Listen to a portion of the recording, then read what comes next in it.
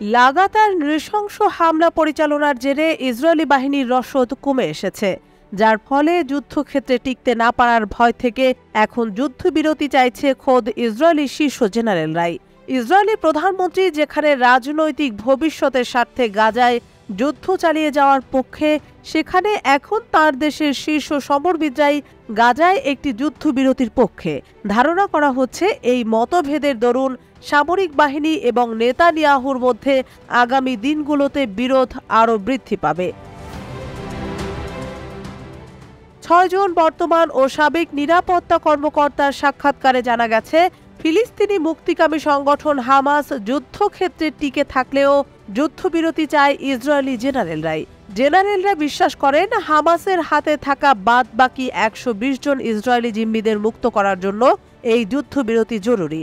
এছাড়া কয়েক দশকের মধ্যে ইসরায়েলের দীর্ঘতম এই যুদ্ধের পরে আরও যুদ্ধের জন্য দেশটি অপ্রস্তুত, কারণ আশঙ্কা করা হচ্ছে অক্টোবর থেকে উত্তরে লেবাননের সশস্ত্র গোষ্ঠী হিজবুল্লাহর বিরুদ্ধে স্থলযুদ্ধ শুরু হতে পারে। সেক্ষেত্রে ইসরায়েলি বাহিনীকে পুনরুদ্ধার করার জন্য যথেষ্ট সময় প্রয়োজন। আবার নেতানিয়াহুর বাহিনীর কাছে যুদ্ধাস্ত্র কম রয়েছে বলে জানিয়েছেন একাধিক কর্মকর্তা।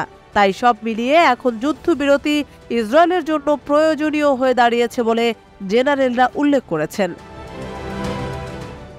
ইসরায়েলের শীর্ষ জেনারেলদের বরাতে জানা গেছে, সেনাপ্রধান লেফটেন্যান্ট জেনারেল হার্জি হালেফি সহ প্রায় ৩০ জন জ্যেষ্ঠ জেনারেলের সমন্বয়ে গঠিত ইসরায়েলের শীর্ষ সামরিক নীতি নির্ধারণী সংস্থা জেনারেল স্টাফ ফোরাম গাজায় একটি অস্থায়ী যুদ্ধবিরতি হিজবুল্লাহর সঙ্গে উত্তেজনা কমাতে পারে বলে মতৈক্যে পৌঁছেছে। কিন্তু হামাসকে যুদ্ধে টিকে থাকতে সাহায্য করে এমন যুদ্ধবিরতির ঘোর বিরোধিতা করেন নেতানিয়াহু। হামাসকে নির্মূল করার নেশায় মত্ত নেতানিয়াহু কোনোভাবেই যুদ্ধবিরতির বিষয়ে ইসরায়েলি জেনারেলদের মতামতকে প্রাধান্য দিতে ইচ্ছুক নন।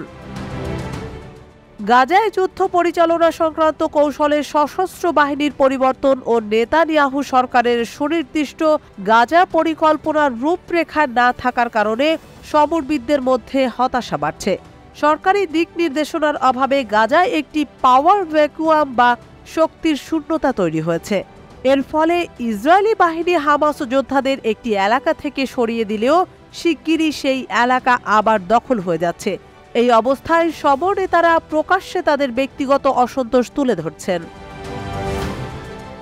গাজা আগ্রাসনের ৯ মাস পর ইসরায়েলি জেনারেলরা উপসংহারে পৌঁছেছেন যে জিম্মিদের মুক্ত করার জন্য অব্যাহত সামরিক অভিযান তাদের জীবনকে ঝুঁকির মধ্যে ফেলেছে।